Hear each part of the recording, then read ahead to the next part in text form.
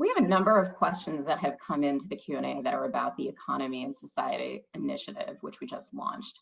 From details about what is the role for higher education in that work to what are the actual nuts and bolts process, will there be RFPs and things like that. So Larry, maybe I can kick it to you first and then to Jen, or Jen, if you want to start first. Yeah, Larry. I think Jen should go first. It was also one about the connection to climate, also worth just touching on. Yeah, what is the connection between climate and the economy and society work? That's probably a great place to start, Jen.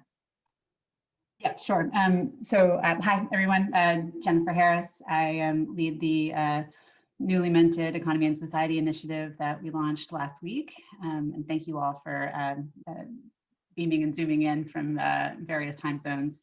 And maybe just a word about kind of how this initiative is positioned generally, and then I'll speak specifically to the questions on climate and education, which sort of have the same answer. So I think done well, this initiative should make the work of a whole lot of our programs within the foundation easier. Certainly that, yeah, I think it's hard to find one that's not true for.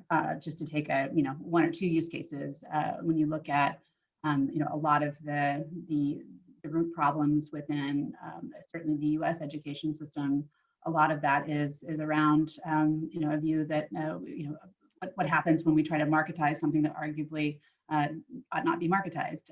Likewise, within climate, if you're trying to solve climate just through what market incentives alone can achieve. Maybe there was a time to do that 30 or 40 years ago, but it's hard to see that window hasn't closed. And so we need to reach for a whole set of interventions that go well beyond markets.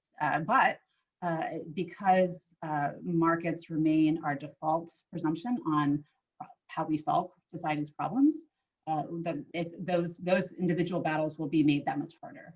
And so the work of this new initiative is really to come up with a new set of guiding assumptions on sort of that should make for the common sense about how we think about how the economy operates, the aims, the rightful aims it should serve, and so how it should be structured as a result, the role of government in structuring markets and the economy as a result.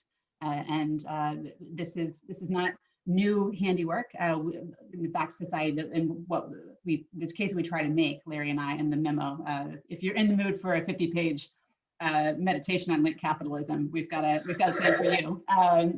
But the case we try to make there is really that society is always operating within these stories about how the economy works. Right now, it's something imperfectly termed neoliberalism, as it has been for the past 40 years.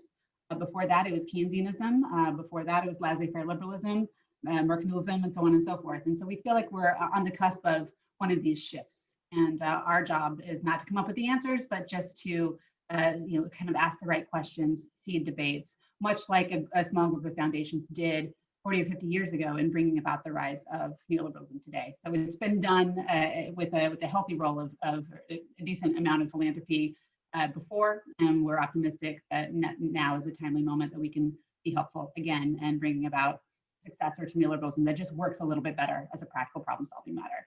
And so on the specific question around whether this work will tackle climate or education per se, the answer is